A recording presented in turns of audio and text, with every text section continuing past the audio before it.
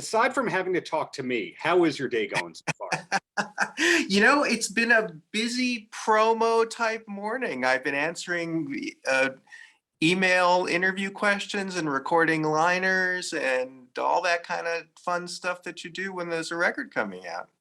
Right. It's almost like the album is 10% of the work, and then 90% of it is talking about it, smiling, selfies, radio IDs, and all that.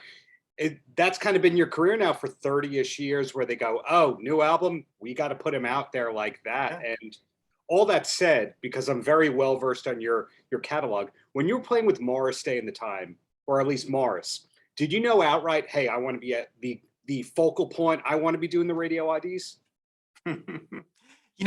Honestly, I think it was all the way back then in 1985 where I maybe first got the glimmer of a notion that this might be interesting for me to be out front. Because, Morris had a whole section in his show where he would invite a woman up on stage and pretend to seduce her at a table with candles. And then they would leave and he would have a costume change. And that was when they worked my saxophone into the show because I was mainly a keyboard player in that band. And Morris was gone and I was playing these huge arenas. It was my first gig with the sax, just soloing for minutes at a time. And I thought, this doesn't suck too bad. I kind of like this feeling. But it was another 8 years before I made my first record after that. Sometimes you hear about people who have very successful solo careers that it was all a happy accident, that the one feature they did got an A&R guy person going, oh, you should be the star. So I didn't know if it all went back to your days of, say, White Plains, or it was just an accidental thing, the solo career. Really, when I first started, I was just glad to not be delivering pizzas to pay the rent anymore. And I was glad to be working as a sideman, which I did. I bounced from gig to gig to gig and was trying to do the whole networking thing and build up a career as a session studio musician and all that stuff. But really, towards the end of that 7 or 8 years when I was doing that for a living, I did start to really get frustrated and feel like, I might as well just be working at McDonald's because I wasn't creatively satisfied. And I was recreating other people's work and going out on stage and sort of parroting the album that someone else had made. And I got bored a little bit, and I had already started writing my own music. And so it became this burning passion for me to have people hear what I had to say. And but that wasn't until much later. Well, speaking of new music, the new album is Detour. And I think most people, the first exposure they have to Detour is Bring It Back, or at least that was my first exposure. When in the process was Bring It Back written and produced? Was it one of the first? No, it's one of the last. It's actually one of the last songs that came on the record. I had written a bunch of other songs with Jairus Mosey, the guitar player, producer, songwriter, and I was just a couple songs short. And I said, "Hey, you got any other ideas?" And he sent me this groove and guitar part, and I came up with that melody right away. It was just like, oh, I connected with it. And as soon as I wrote what I was going to play, I thought I need a trumpet on this song. Just had that energy that said brass to me. And then it was a process of thinking who was I going to get. And since the record is called Detour and it's all about, maybe taking unexpected paths, Right. I thought, let's try and get somebody fresh and new. And I had seen a video of Kamasi Washington playing on YouTube, and Dante Winslow was up there on the front line, just blowing his butt off. And I thought, what about this guy? I'd never met him before, but I liked what he was doing. So I kind of tracked him down and reached out to him. And next thing you know, he came over to my studio and played this blazing solo. And I think that the conversation at the end of that song between the trumpet and the sax is like my favorite moment on the record.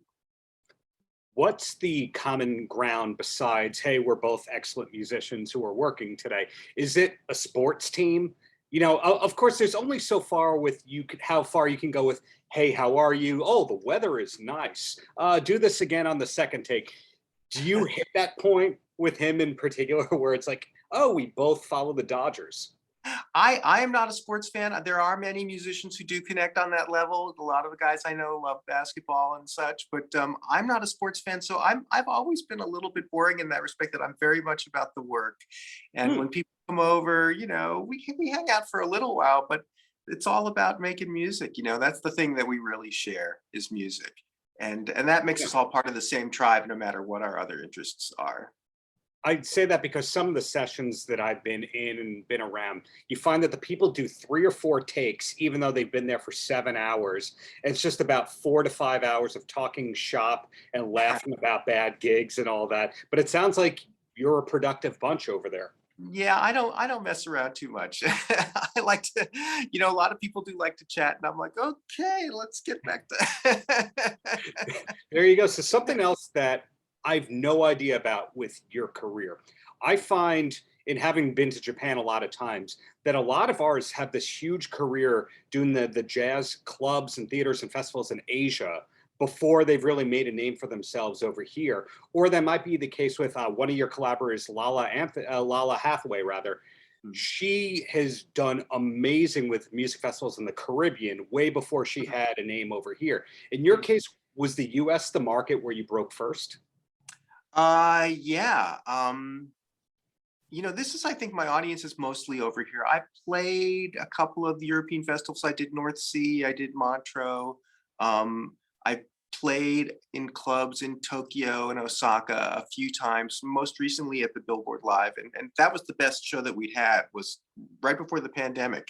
We were over there and it went really well. So we were thinking maybe we can start coming over here more regularly now. But most of my audience is here. I think it was just having the exposure of the urban adult radio here, and then the smooth jazz radio here, and all that stuff, is how people found out about me.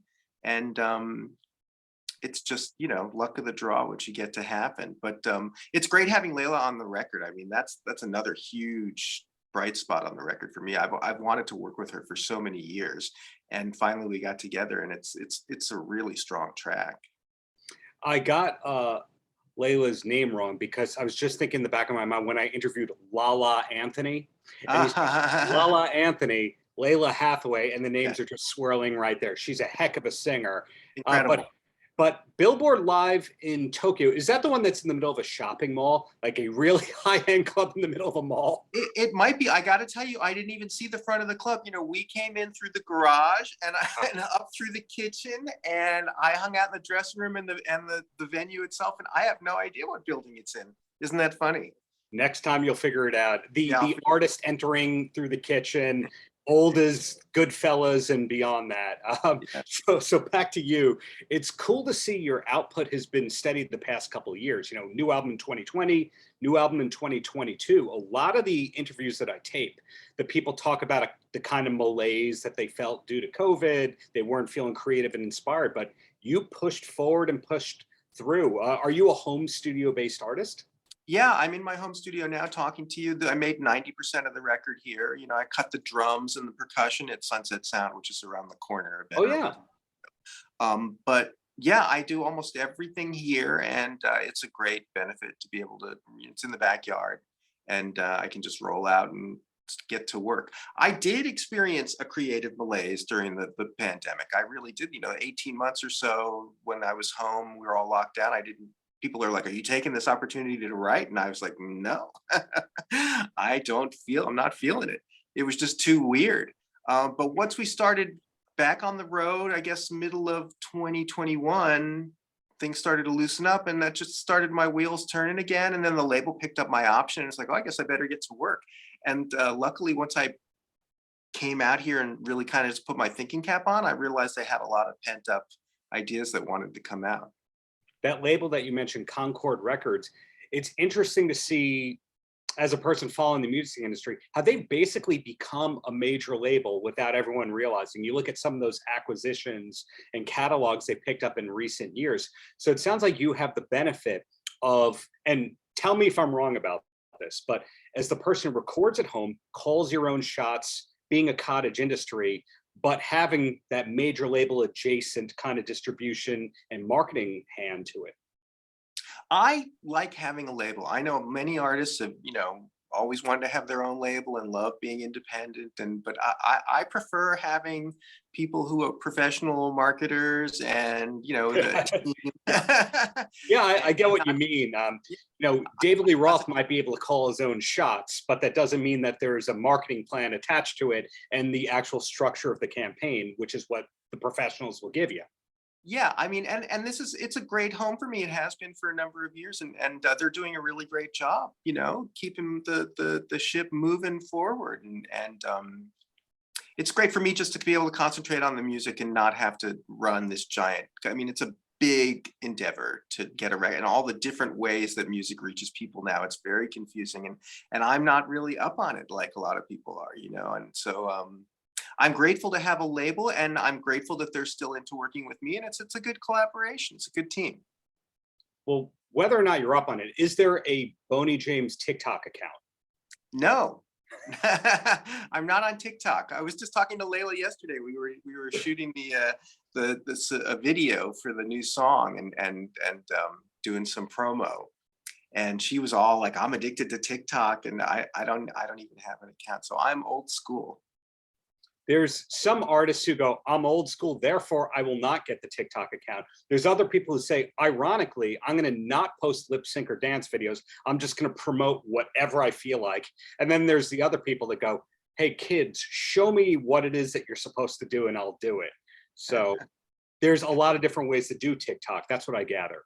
You know, Instagram, Twitter, and Facebook are enough for me. And I'm going to leave it like that for now until someone forces me to get on TikTok, which probably will happen eventually. Eventually. So putting the compliments back at you here, you know, you've won so many awards from so many different societies, the millions of records sold cumulatively over the years, playing big arenas, or in some countries it's arenas, others it's theaters, festivals, but playing big venues around the world for decades now. Is there anything that you're still hoping is going to happen in your career that hasn't happened yet?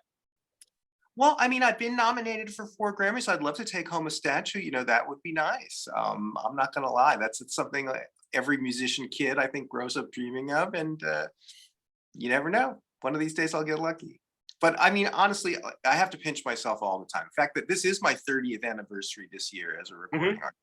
First record came out exactly 30 years ago. And it's amazing to me that it's gone on this long and still seems to be going strong. Right, Solid, if I did my research correctly, was your highest charting Billboard 200 pop album. Not a genre-oriented thing, mainstream top 200. It was pretty wild. I mean, that has to be really fulfilling. The reason I say that is because you were still you. You didn't do any embarrassing cash-in albums over the year. You just, in a way, kind of doubled down and went, this is my business and this is my injury.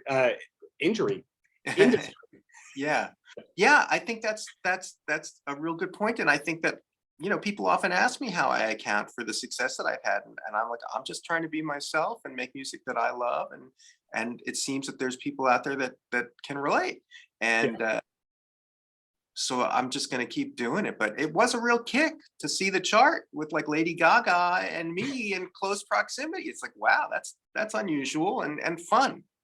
Sure. Well, down to the last 2 questions here before I let you go, so the next journalist can ask you the same exact questions I've asked already and shower you with more compliments. The first one, what is the secondary name that people call you besides Boney? In other words, like if you're talking to Robert De Niro, you want to claim like you know him, you say, I speak to Bob, I speak to Bobby. Is there like a different alternate name that people get to call once they're honorable with you? Well, you know, it really depends how you know me, and people that knew me before this nickname kind of became my name, which was, golly, longer than 30 years ago now. It must have been, I think it was 86, 87, people started calling me Boney, and then a huge swath of people in my life met me as Boney and think of me as Boney. But of course, you know, my wife and my mom and brother, you know, they call me Jimmy. So you never know. I mean, Alice Cooper, he has said the only person who doesn't call him Alice and calls him Vince is his mom. Right. So you're in Alice's band, you're still calling him Alice. You say Alice, he turns around. You say Ozzy Osbourne turns around, doesn't answer to John. I didn't know if you eventually crossed that gap where like it's Boney or it's nothing. No. I have a couple of identities, but my wife has to keep track of what company we're in, you know, because then she has to call me Boney when there's people around that only know me as Boney. So it's funny. Sure. My last question for you has nothing to do with your fantastic new album, Detour. It's, do you have a television recommendation you could pass along? like a new show that my wife and I should be starting? Because every time we start a show, we're done with it in 4 days and we go, what's next?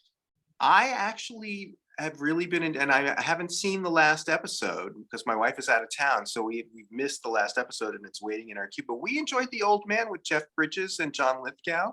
I think really good, kind of a fun, thrillery, spy-ish kind of thing. That was off my radar. Is that Netflix or do we I know? believe it's FX. Oh, FX never does you wrong. I think so. Cool. I could be wrong about that, but that's what I'm thinking it is. Well, thank you for that recommendation. Thanks for the many years of great music, and looking forward to seeing you live in New York whenever that next run is out here. Thank you, man. Paltrocast.